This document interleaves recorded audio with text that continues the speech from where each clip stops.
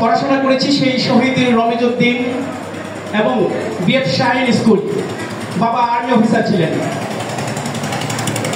বাবার চাকরি যখন শেষ হয় তখন চলে আসি গ্রামে, কুমিল্লার দাউদকান্দি উপজেলা ছোট্ট একটা স্কুলে ভর্তি হই, চরবলি খন্দকার নাজির আহমদ বহুমুখী উচ্চ বিদ্যালয়।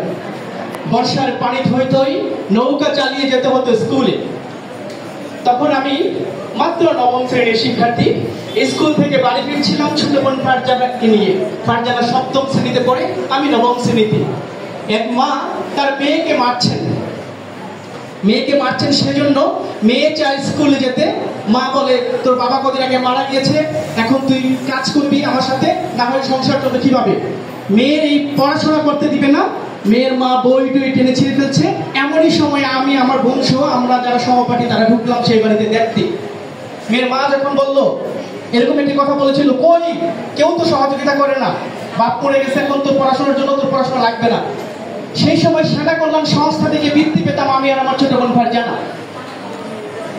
যেহেতু বাবা আর্মিতে ছিলেন, সে সেনা কল্যাণ সংস্থা থেকে প্রতি বছর ২৫০০ টাকা করে আমরা পেতাম, আমাদের দুজনের ৫০০০ টাকা। আমরা তার এক সপ্তাহ পরেই সেই পরিবারটির কাছে গেলাম, মেয়ের মার কাছে গিয়ে সেই ৫০০০ টাকা দিয়ে বললাম, এই টাকাটি আমরা দিলাম, তাকে আপনারা স্কুলে পড়ান, তাকে আপনারা স্কুলে পড়াটা বন্ধ করিয়েন না। সেই যে মেয়ের আনন্দ দেখলাম।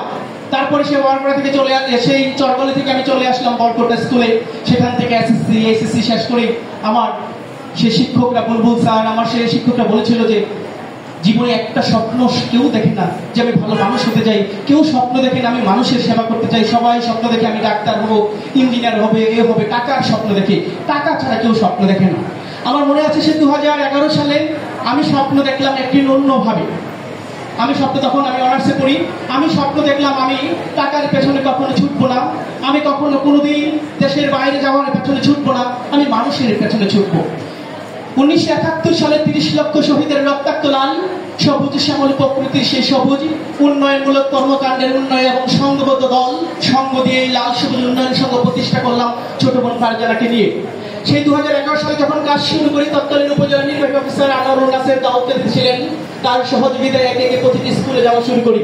দাউদকান্দি বের হয়ে হোমনা, তিতাস, তখন আলাউদ্দিন স্যার ছিলেন, এই স্কুলে এসেছিলাম। এরকম অসংখ্য স্কুলগুলোতে যাওয়া শুরু করলাম। ভালো কাজ যখন করছিলাম, মানুষের অনেক ভালোবাসা পেতে শুরু করেছি।